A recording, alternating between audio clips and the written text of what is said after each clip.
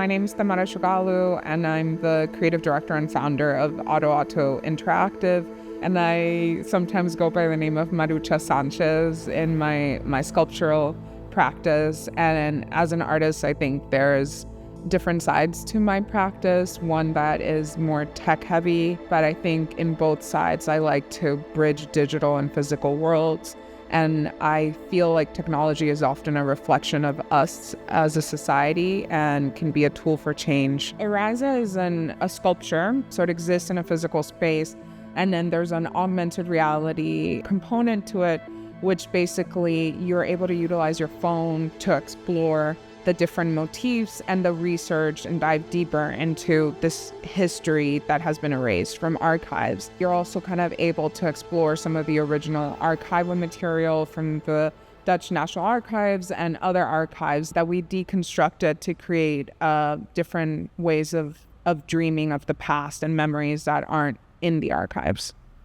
I think I've always been interested in the concept of memory, the politics of memory, who gets to remember, how we remember, whose memories shape the future, whose memories are erased. And I came across some early journals by Dutch explorers that were writing about West Africa and sort of technological advances that existed there.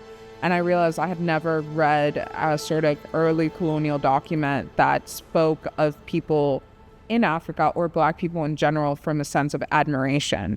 And that led to a partnership with the Dutch National Archives and a lot of the work that they've been doing around slavery. And it was really amazing to get access to these documents that you can contextualize in either way.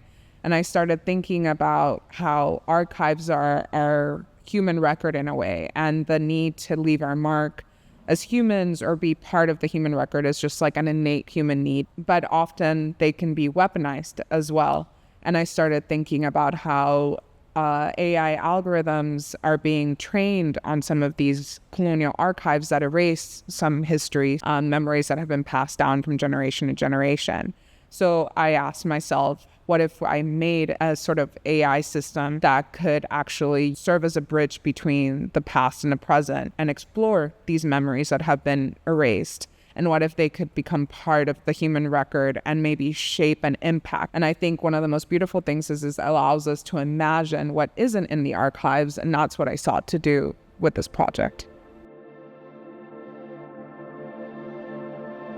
I think documents like these are still relevant for researchers because they give us insight in how colonial rulers wanted to present their presence in Africa and in the Americas and in Asia, which is just one perspective, but it's still a very strong perspective because many other voices and other perspectives are not shown, are not available anymore. So in many cases, this is the only perspective that is left, but it's of course not the most important perspective.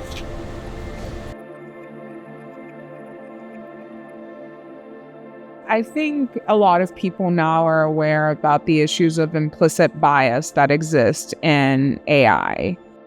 There's ways of countering that bias, and what if you build a system where all it knew was African and diasporic visual language, a system that only sought to unite visually motifs of the Americas and other parts of the diaspora with West Africa, where many people were taken and forcefully separated from the land. So what if an AI could create a visual language of healing and reuniting and create a thread across the Atlantic? We are using AI tools to work with our handwritten text recognition data. There is a big risk by using AI and that kind of tools for handwritten text recognition software because you need to give the context to this kind of documents. You cannot throw all of this data all over the place because otherwise you are repeating and reinforcing the colonial voice. And that's something we need to avoid. So you can train your AI models with this kind of context, but you still need to be very much aware of this risk. as a whole, it either means like the circle of life or a unity within family, connecting between the sky, the heavens and the earth. And so that was one of the central shapes, and I wanted the diamond shape because in a way this is a portal into the way that my memory imagines some of this history, and with all of the research that I've done over the last 4 years on this subject.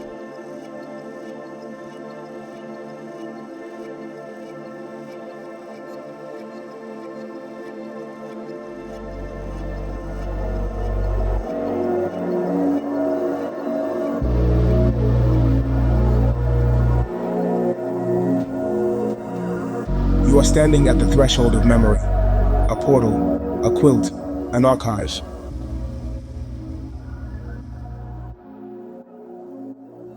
Here, memories are layered, histories buried, stories hidden, lives woven into each fragment.